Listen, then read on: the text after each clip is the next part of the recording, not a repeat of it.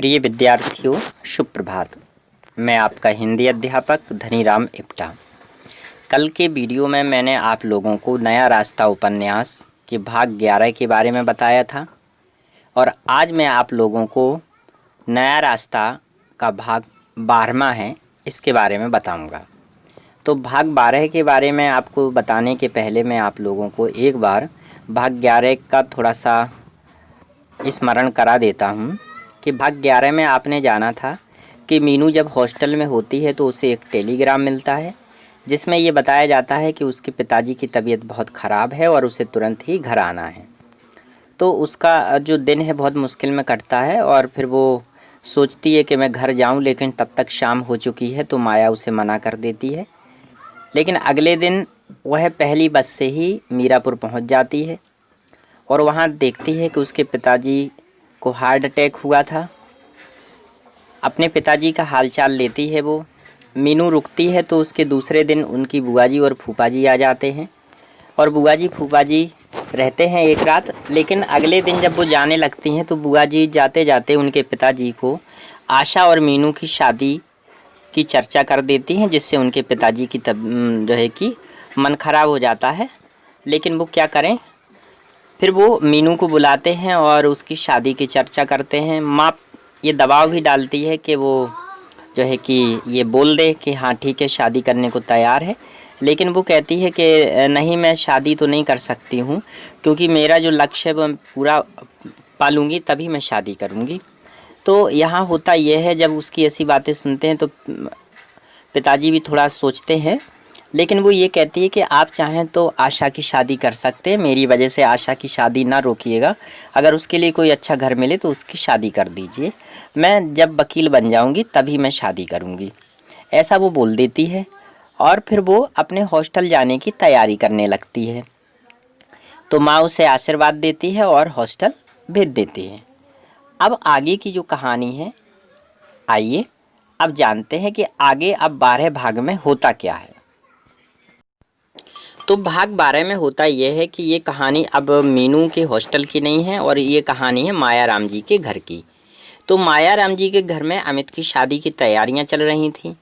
मायाराम जी अपनी पत्नी से प्रत्येक कार्य की सलाह ले रहे थे। कार्य की सलाह मतलब काम की सलाह ले रहे थे।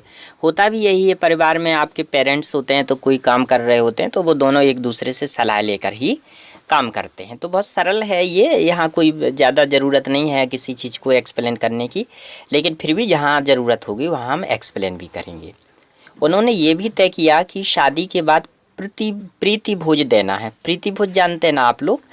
शादी में जो खाना होता है ना, भोजन होता है, हम लोग जाते हैं कभी जो है कि चले जाते हैं लॉज वगैरह में जाते हैं तो वहाँ खाना होता है ना। कार्ड में सबसे पहले हम लोग यही देखते हैं कि खाना किस समय है ना, किस डेट में है।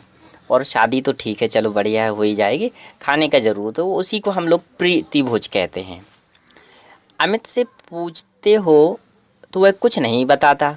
मतलब पिताजी अमित से पूछ रहे हैं कुछ तो वो कुछ बता ही नहीं रहा है। क्यों नहीं बता रहा है? क्योंकि वो इस शादी से खुश नहीं था। आपको पहले ही मालूम चल गया था कि अमित तो मीनू को पसंद करने लगा था, तो इसलिए वो चाहता नहीं था कि एक बहुत बड़े घर की बेटी उनके परिवार में आए। बस यही कह देता कि जैसा आप ठीक समझें सो करें। जेवर बनवाने की बात भी तय हो गई। अमित की माँ ने 1 किलो सोने के जेवर बनवाने की बात की थी। 1 किलो सोने के जेवर, देखो भाई ऐसा है कि अब तो सोना बहुत महंगा है, उस समय ज़रूर सस्ता रहा होगा, तो इसलिए उन्होंने बोला कि 1 किलो जेवर बनवाने, मतलब 1 किलो सोने के जेवर बनवाने हैं, जितने भी बने। तो अमित के पिता ने यह कहकर डांट दिया। अब क्या डांट दिया, अब आप देखिएगा। यह कहकर डांट दिया कि मालूम है 1 किलो सोना 2.5 लाख का आता है। अमित की माँ ने कहा कि तुम सोना वह अपने पास से दे देगी। वो क्या बात है भाई, उन्होंने क्या बोला कि 2.5 लाख रुपए का आएगा 1 किलो सोना। तो अमित की माँ बोली कि आप चिंता बिल्कुल ना करें, वो सोना जो है वो हम आपको अपनी तरफ से दे देंगे। अमित के पिता ने कहा कि सोने को बुढ़ापे के लिए बचा कर रखो, बुढ़ापे में यदि कुछ अपने पास है तो सेवा भी अच्छी तरह से होगी, अन्यथा कोई नहीं पूछता। यानी ये समाज का सबसे बड़ा कड़वा सच है कि खैर होते हैं कुछ बच्चे ऐसे होते हैं कि अपने माता पिता को बड़ा कष्ट देते हैं। सभी तो ऐसे नहीं होते, लेकिन अधिकांशतः ऐसे ही होते हैं कि बुढ़ापे में अपने माता पिता बिल्कुल भी ध्यान नहीं देते हैं उनकी ओर, और जो है कि उनके साथ भी अच्छा व्यवहार भी नहीं करते हैं। लेकिन जब उनका बुढ़ापा आता है तो उन्हें फिर समझ में आता होगा, बात की बात है। तो यहाँ पर उन्होंने समाज की इस सत्यता को प्रकट किया कि सोना जो है हम बुढ़ापे के लिए बचा कर रखेंगे, और तो अभी क्या देना है भाई, अभी तो आराम से कर लूँ शादी। तो देखिए फिर क्या होता है कि माँ ने कहा कि मेरा बेटा अमित ऐसा नहीं है। भाई हर माँ बाप का अपने बच्चों पे गर्व रहता, भरोसा भी रहता है। तो माँ ने कहा भाई मेरा बेटा तो ऐसा बिल्कुल भी नहीं है कि जो ध्यान ना रखे। देखो बहुत ध्यान रखता है मेरा, देखना वो बुढ़ापे में हमारी सेवा करेगा। पिताजी ने कहा कि तुम बेटे को तो जानती हो, पर आने वाली बहू को थोड़े ही जानती हो। ये भी बात सही है भाई, बहुएं भी बहुत ऐसी होती हैं कि जो सेवा नहीं करती हैं, लेकिन बहुत सी बहुएं ऐसी भी होती हैं जो सेवा करती भी हैं। खैर जो भी हो, लेकिन उन्होंने ये कहा कि भाई बेटे का तो चलो ठीक है, करेगा ही, उसकी मजबूरी रहेगी, लेकिन बहू का हम कैसे कह सकते हैं। फिर क्या होता है कि फिर साड़ियों की बात तय हुई। मायाराम जी ने अमित और मधु को कार्ड छपवाने के लिए कहा। तभी दरवाजे की घंटी बजी। दरवाज़ा खोला तो देखा धनीमल जी आए हैं। धनीमल जी और मायाराम जी सोफे पर बैठकर बात करने लगे। तो आपने देखा कि अभी देखिए उनके परिवार में चर्चा चल रही है अमित की शादी को लेकर के, लेकिन तभी क्या होता है कि धनीमल आ जाते हैं। तो धनीमल जी क्या है कि वो बैठ जाते हैं और मायाराम जी बैठते हैं। अब कुछ बात हो रही है, तो लेन देन की बात हुई। जैसा आपको मालूम है ना कि आजकल की शादियां बहुत बेकार टाइप की हो रही हैं, मतलब बगैर दहेज के होते ही नहीं हैं। चाहे जितनी कोशिश करो, लोग किसी ना किसी तरीके से दहेज की बात कर ही देते हैं। तो खैर ऐसा नहीं करना चाहिए हम लोगों को समाज में। ये दहेज अहेज ये तो सब फालतू की चीज़ें हो गई हैं।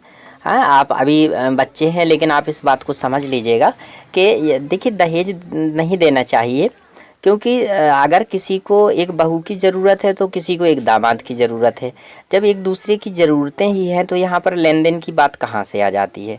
लेकिन फिर भी ये समाज का बहुत गंदा रिवाज है, बहुत ज़्यादा गंदा रिवाज है, लेकिन आज भी ये चल रहा है और लोग खुशी खुशी दे देते हैं। लेकिन दे तो देते हैं, लेकिन अगर कभी भविष्य में कोई विवाद हो जाता है लड़की के साथ, तो फिर वो लोग क्या है ना कि तमाम प्रकार के उन पर केस लगा देते हैं, लड़ाई झगड़ा करते हैं। तो ये सब फिर नहीं होना चाहिए। भाई आपने अपनी खुशी से दिया, मांगा तो है नहीं किसी ने, लेकिन खैर समाज का रिवाज है तो वो चलता रहता है। हमको उस पर कोई बात नहीं करेंगे विशेष, आप लोग समझदार हैं। अब आगे देखते हैं क्या होता है। धनीमल जी ने कहा कि मैं सोच रहा था कि 3 लाख का एक फ्लैट लेकर सरता के नाम कर दूं। मायाराम जी चौंके और बोले, फ्लैट की क्या ज़रूरत है भाई, हमारे पास अच्छा खासा मकान तो है। धनीमल जी ने कहा कि आजकल बच्चे अलग रहना चाहते हैं। मायाराम जी इस बात को सुनकर नाराज़ हो गए। उन्हें गुस्सा आ गई कि अरे अभी शादी तो हुई नहीं है और आप कह रहे बच्चे अलग रहना चाहते हैं। भाई हमारा बच्चा तो ऐसा है नहीं, हमारा बच्चा तो हमारे परिवार में रहेगा, घर में रहेगा। आपने ये कैसे बोल दिया कि वो अलग रहना चाहता है। खैर लेकिन फिर देखिए उन्हें लगा कि धनीमल जी अमित को उससे अलग करना चाहते हैं।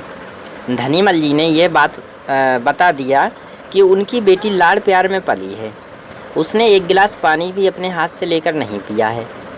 धनीमल जी तो चले गए, लेकिन हुआ क्या कि उनकी बातों का मायाराम जी के मस्तिष्क पर विपरीत प्रभाव पड़ा। भाई विपरीत प्रभाव पड़ना भी चाहिए था, इसलिए पड़ना चाहिए था क्योंकि ये तो बहुत गलत बात थी ना कि भाई शादी आप कर रहे हैं। तो उन्होंने देखिए हमने आपको पहले ही बताया था कि पहले उन्होंने ये बोला था ना कि हम 5 लाख रुपए की शादी करेंगे।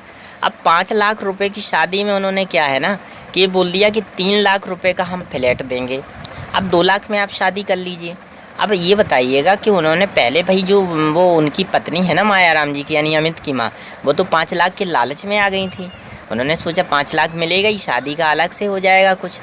तो अब यहाँ पर उनकी जो उम्मीद है उन पर पानी फिरता नज़र आया और यहाँ मायाराम जी के दिमाग में भी ये बहुत ही बुरा प्रभाव पड़ा। उन्होंने अपनी पत्नी को सारी बातें बताई। पत्नी भी इस बात पर उत्तेजित हो गई कि धनीमल जी अमित को उनसे अलग करना चाहते हैं। उन्होंने अमित को सारी बातें बताई और स्वयं फैसला करने की बात कहकर बाहर चले गए। अमित के हृदय में तूफान उठ रहा था कि इतना बड़ा फैसला उसे स्वयं करना था। अब देखिए यहाँ क्या होता है, कि होता यह है, बाद में माता पिता अपने बच्चों पर ही बात को छोड़ देते हैं। पहले तो वो अपनी ही बात रखते हैं, लेकिन बाद में जब उनसे कोई बात नहीं बन पाती है तो फिर वो अपने बच्चों पर ही उस चीज़ को छोड़ देते हैं कि आप समझो ये समस्या है, इसका क्या करना है, समाधान कैसे करेंगे, कैसे नहीं करेंगे, ये बात है। तो जब उनको देखिए, पहले तो वो अमित का कोई विचार नहीं लेना चाहते थे, शादी करना चाहते थे शर्ता से ही। लेकिन जब बात ये बिगड़ने को आ गई कि अब अमित के लिए मतलब उन्होंने बोला कि अब फ्लैट देना है 3 लाख रुपए का, क्या किया जाए। तो फिर जो है कि उन्होंने अमित से ही बोला कि अब बेटा तुम ही अब समझो क्या करना है तुम्हें। तो अमित क्या है कि अमित अब परेशान हो गया। अब वो ये सोच रहा था वो फैसला ले पाए या ना ले पाए, उसके दिमाग में ये चीज़ें आ गई थी। तो मैं आपको अब आज के लिए तो बस इतना ही। आज के वीडियो में मैंने आपको भाग 12 के बारे में बताया, और अगले वीडियो में मैं आपको बताऊंगा कि आखिर अमित क्या करता है, फिर उसने अपना फ़ैसला लिया या नहीं ले पाया वो, तो ये हम अगले वीडियो में जानेंगे। तो आज के लिए बस इतना ही। अब मैं आपसे लेता हूँ विदा। आप खुश रहिए, प्रसन्न रहिए और स्वस्थ रहिए। नमस्कार, धन्यवाद।